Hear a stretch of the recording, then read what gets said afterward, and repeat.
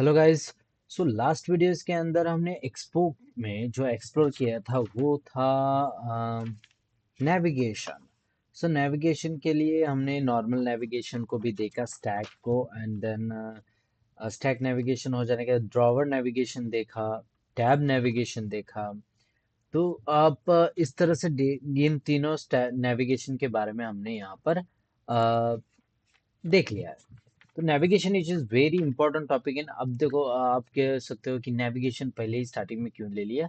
सो क्या होता है कि आप नॉर्मल वेब एप्लीकेशन बना रहे हो और एंड्रॉयड एप्लीकेशन बना रहे हो, इसमें थोड़ा बहुत डिफरेंसेस है। एंड वेब एप्लीकेशन बनाने के बाद रिएक्ट अगर आपको आता है देन ही आप एक्सपो को एक्सप्लोर कर सकते हो। अब ये क्यों? क्योंकि बेसिक नॉलेज ऑफ रिएक्ट अगर आपको पता है, रिएक्ट जेएस के बारे में आपको पता है, देन आपको कोई प्रॉब्लम नहीं आएगी रिएक्ट एक्सपो और या फिर नेटिव के अंदर।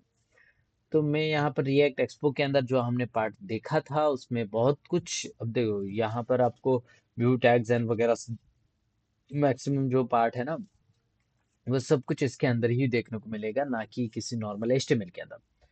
ठीक है। फिर भी हम क्या कर लेते हैं नेक्स्ट पार्ट की तरफ। If you know about the props and state, चलो हम वो भी ले लेते हैं। डोंट नो, कुछ भी आपको नहीं पता है प्रॉप्स क्या है एंड बाकी कौन सा क्या है, तो चलो बनाने की कोशिश कर लेते हैं और नेक्स्ट पार्ट की तरफ बढ़ता है। तो यहाँ पर अगर आप ठीक से देखोगे तो ड्रावर के अंदर में कुछ चेंजेस नहीं करना चाहूंगा, ड्राइवर हमारे पास बहुत सारे आता है। तो मैं टैब्स जो है, टैब्स के अंदर मैं कुछ यहाँ पर यूज़ करता हूँ जो मेरे पास टैब्स अवेलेबल है। तो यहाँ पर लेआउट एंड इंडेक्स अवेलेबल है, जहाँ पर मैंने बहुत सारे टेक्स्ट को यहाँ पर इंक्लूड किया है स्पेशली। तो मैं यहाँ पर और एक टैग्स ले सकता हूँ। फॉर एग्जांपल के लिए यहाँ पर दिखाता हूँ। Let's create a one tabs के अंदर कस्टम, नहीं, props.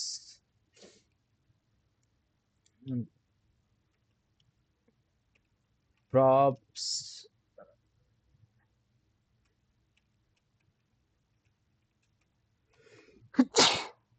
sorry guys, props example dot tsx मैंने जस्ट लिखा है। तो आप यहाँ पर एक्सपो एक्सपो रिएक्ट कंपोनेंट, इसका कुछ तो react expo component R F C E जिस तरह से करते हैं उस तरह से एक्सपो एफ सी ई था यहाँ पर कुछ, तो मुझे याद नहीं। ठीक है, आर एफ सी ई कर देता हूँ। ये क्या है? ये गड़बड़ हो गया। आर एफ सी ई, अच्छा, मैंने रिएक्ट के एक्सटेंशन को कैंसिल कर दिया है क्या? देखता हूँ यहाँ पर। रिएक्ट नेटिव है क्या यहाँ पर? रिएक्ट नेटिव टूल्स डिसेबल है, रिएक्ट रिडक्स इंस्टॉल, इसको भी इंस्टॉल कर देता हूँ।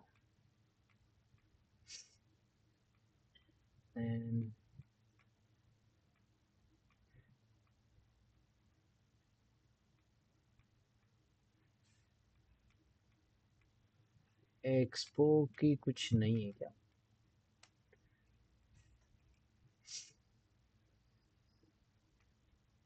एक्सपो टूल्स यहाँ पर तो अवेलेबल है।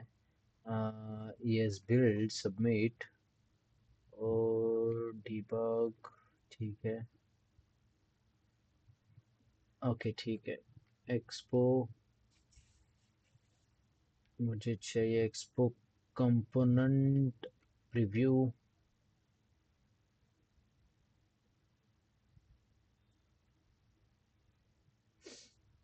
टूल्स जिससे क्या होता है, फास्ट होती है हमारी वेब ऐप, यानी कि जो एप्लीकेशन बना रहे हो। तो यहाँ पर मेरे पास था, मुझे याद नहीं उसका नाम। ठीक है, जो भी है। आर एफ सी हाँ, सो एक्सपो एफ नहीं है, रिएक्ट एक्सपो फ्रेमवर्क नहीं, ये भी नहीं है। आर एफ सी ई कर देता हूँ, तो यहाँ पर ये आ जाएगा।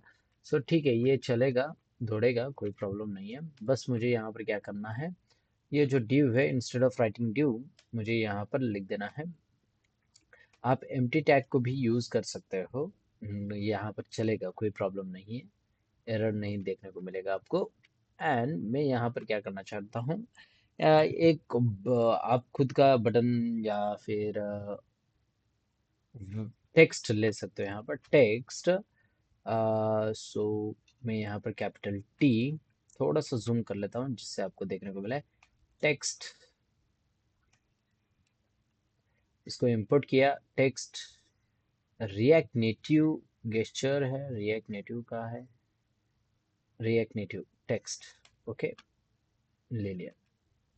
अब यहाँ पर टेक्स्ट के अंदर मैं यहाँ पर लिखना चाहूंगा कि मैं कुछ प्रॉप्स को ट्रांसफर करना चाहता हूँ, transfer the data from one component to another component. So यहाँ पर प्रॉप्स आता है। सो अब ये देखो सकते हो, props is declared but it's value is never read. तो यहाँ पर प्रॉप्स को मैं एनी टाइप कह सकता हूँ, बिकॉज ऑफ ये जो है टाइप स्क्रिप्ट बेस है, तो आप यहाँ पर एनी टाइप देना है। एंड देन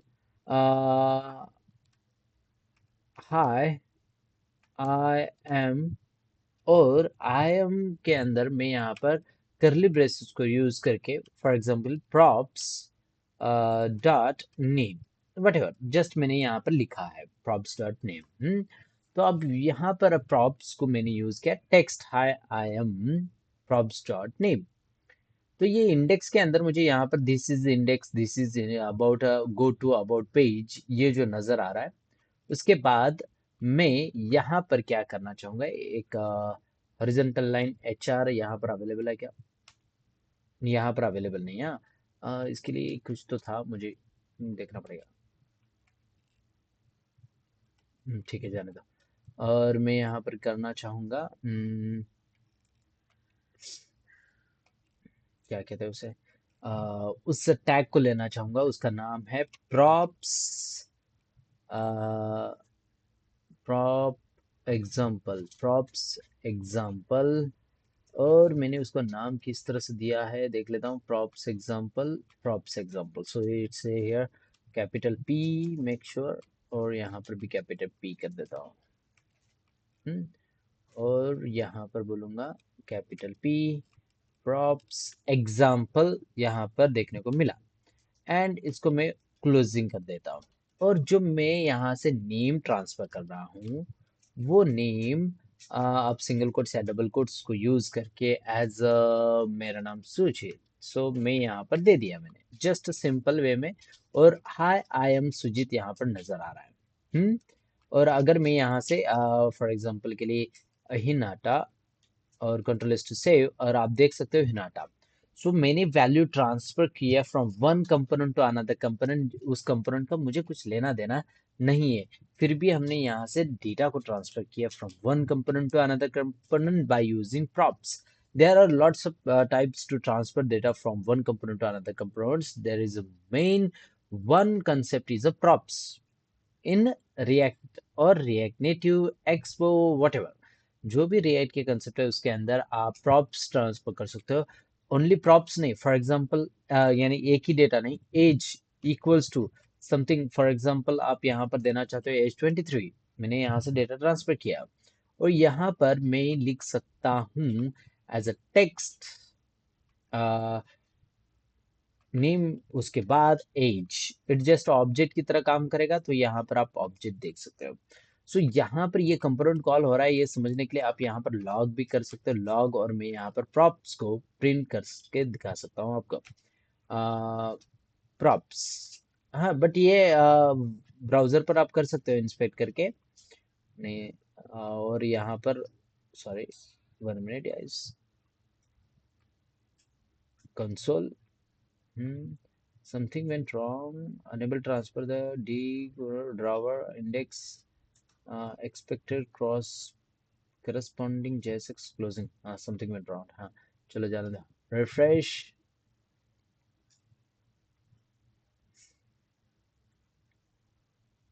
हम्म,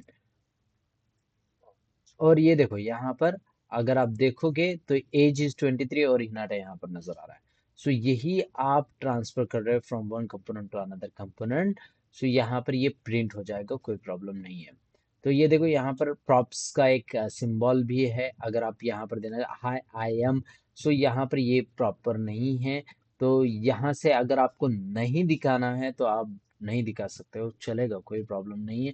मैंने टैब्स के अंदर एक जस्ट इंक्लूड किया है, तो आपको नहीं दिखाना है तो आप दिखाने की जरूरत नहीं। टैब्स के अंदर लेआउट जो आता है उसके अंदर टैब स्क्रीन अवेलेबल हो जाती है, तो टैब स्क्रीन हमें चाहिए, टैब स्क्रीन। और टैब स्क्रीन को मैं ले लेता हूँ यहाँ पर, और टैब स्क्रीन के अंदर बोलूँगा प्रॉप्स एग्जाम्पल। ठीक है, मैंने जस्ट प्रॉप्स एग्जाम्पल दिया, और यहाँ पर सेम इंफॉर्मेशन सर्कल नहीं है, मुझे चाहिए only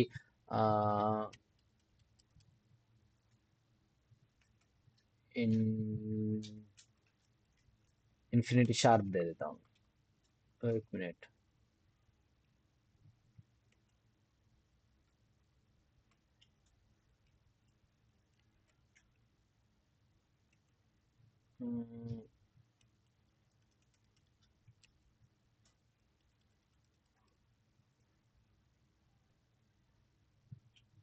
logo ionic control S to save. Okay ठीक है, कुछ तो है यहाँ पर लोगो आयोनिक की तरह, और इसको मैंने क्लिक किया तो ये आ रहा है। अगर मैं इसको नहीं दिखाना चाहता हूँ तो आप ऑप्शंस के अंदर यहाँ पर हेडर शोन, हेडर शोन नहीं था ना, हेडर शोन, और यहाँ पर कॉलम देकर फॉल्स, और आई थिंक कॉमा सेपरेटेड, और टैब के अंदर ना दिखाओ, इसके लिए कुछ तो था यार, मैं भूल जाता हूँ। टैब स्क्रीन ऐसा कुछ तो था, टैब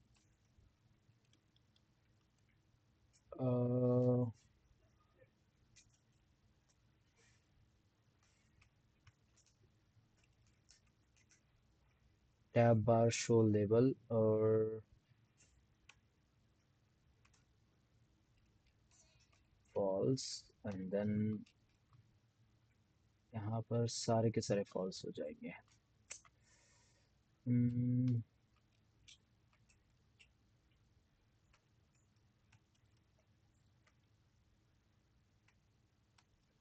जाने दो, हमारा वो मोटिव नहीं था। हमारा जो मोटिव है वो प्रॉप्स को किस तरह से दिखाना है। सो प्रॉप्स के अंदर आप जो वैल्यू ट्रांसफर करते हो वहां से यहाँ तक आप वैल्यू आराम से ट्रांसफर कर सकते हो, कोई प्रॉब्लम नहीं है। There is only one concept which is a very important here is props. Props के साथ आप यहाँ पर आता है स्टेट मैनेजमेंट। सो स्टेट मैनेजमेंट भी आप आराम से कर सकते हो, तो स्टेट मैनेजमेंट उसी के अंदर करके दिखाता हूँ। नेम यहाँ पर दिया है, तो अगर आप यहाँ पर स्टेट मैनेजमेंट करना चाहते हो, फॉर एग्जांपल के लिए मैं यहाँ पर व्यू ले लेता हूँ, opening view and closing view, यहाँ पर रिएक्ट नेटिव का ले लेता हूँ, opening and closing view. View के अंदर यहाँ पर एज अ टेक्स्ट, टेक्स्ट में लेना चाहूँगा काउंट कोलन करली ब्रेसेस के अंदर काउंट। सो काउंट मुझे यहाँ पर देना होता है, नॉर्मल काउंट देना होता है। सो मैं यहाँ पर काउंट इक्वल्स टू 1 अगर कर देता हूँ, एंड इसको बोलूँगा let, for example let count equals to 1। So मुझे यहाँ पर शो हो जाएगा काउंट इक्वल्स टू 1, यहाँ पर अगर आप देखोगे तो आपको समझ में आएगा। हाँ, सो ये जो है इसको स्टाइल थोड़ा सा दे देता हूँ, style equals to curly braces,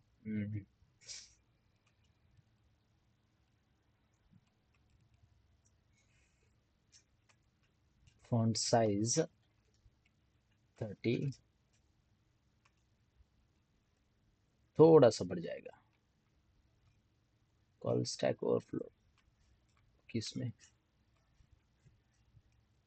font size is not a defined, दे दिया ना।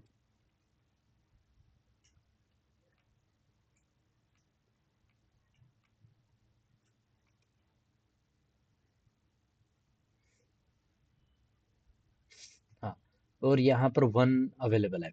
सो ये जो वन है वो वन काउंट हो जाना चाहिए, तो हम देख लेते हैं वो काउंट होगी या नहीं। So here we just want to create one button. So button जो है रिएक्ट नेटिव का वो नॉर्मल बटन की तरह आ जाएगा। एंड हियर टाइटल एज देना चाहूँगा इसे इंक्रीमेंट मेंट, और नेक्स्ट बटन देना चाहूँगा यहाँ पर डिक्रीमेंट के लिए। ओके, दोनों हो गए इंक्रीमेंट एंड डिक्रीमेंट, यहाँ पर आप देख सकते हो। और यहाँ पर थोड़ा सा मार्जिन दे देता हूँ दोनों के लिए। तो मैं यहाँ पर स्टाइल देना चाहूँगा।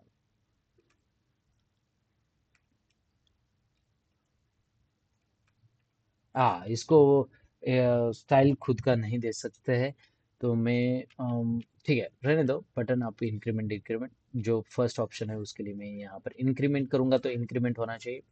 तो यहाँ पर आप क्लिक इवेंट लगा सकते हो, on click. So just on on click कीजिएगा, यानी यहाँ पर आता है आपको रिएक्ट नेटिव के अंदर ऑन प्रेस। ऑन प्रेस अगर मैं यहाँ पर दे देता हूँ, तो प्रेस के लिए मुझे यहाँ पर एक फंक्शन देना होता है। तो फंक्शन नॉर्मली